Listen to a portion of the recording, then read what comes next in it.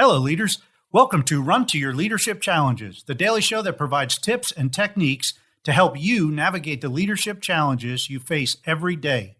I'm your host, Paul Grau Jr. from the CLC Team, and we work primarily with military leaders to help them be the absolute best leader they can be.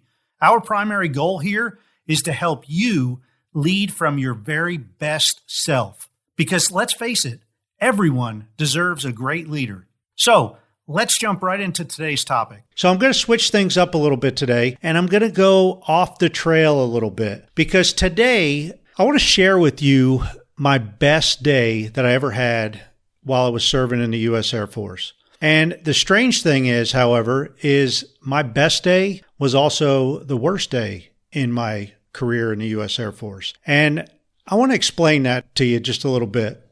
The day was April 20th, 1995, and I was stationed at Tinker Air Force Base in just outside of Oklahoma City. That was the day after the Murrah building in Oklahoma City was bombed by Timothy McVeigh. So the day after that bombing occurred, I got to work. I lived right outside of the base, so I was one of the first ones to show up at work. And they were shortly after I got there, we were all talking about the bombing, of course, and they passed around a volunteer list of people who wanted to volunteer and go help out down at the bomb site. And I put my name on the list.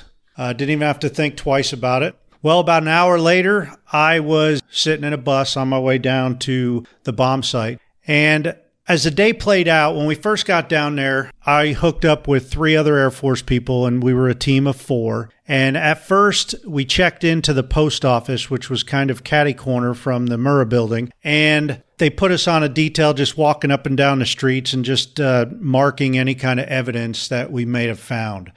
After about doing that an hour, they said they needed four people to go to kind of pair up with this team of Tulsa firemen, and we were going to actually go in the building and start digging through the rubble. So the 4 of us, we paired up with I think it was 12 Tulsa firemen because there was 16 of us total. We went into the building and we got safety briefings going in because at this point there was a lot of big slabs of concrete hanging down. Well, it was about noon, I guess, and we spent about the next 14 hours digging through the rubble. And our adrenaline was going so high that we probably would have dug all night. Finally, a crew came to us and said, hey, you guys have been in there a long time. It's time for you to be relieved, and we're going to relieve you. And at this point, we were still looking for survivors, but we went to kind of like this bucket chain gang where we were actually picking up rubble, pieces of concrete and rubble by hand and filling these concrete buckets and passing them down the line. And you know, if we ever found anything that resembled a body part, we would have to stop, and the people with the white suits would come in and they would inspect around that area. And, you know, it was my best day because every time we came out of that building where the white suits would go in and look, the love and support of the people around Oklahoma City and all that area was just tremendous. So it was my best day because there's no other day in my Air Force career where I felt like I served more than I served American people that day, right here on American soil.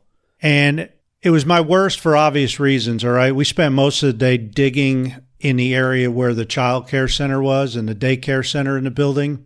And we saw some pretty bad things, you know, and it was tough to digest at times.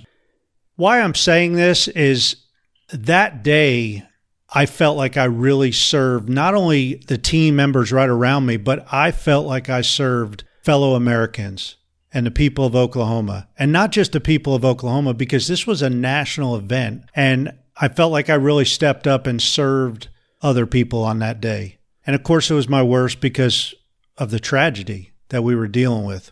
Hey, as always, thank you for listening. So we have some big things going on here with our online membership group for leaders. It's actually growing, and we're adding a new group specifically for military leaders.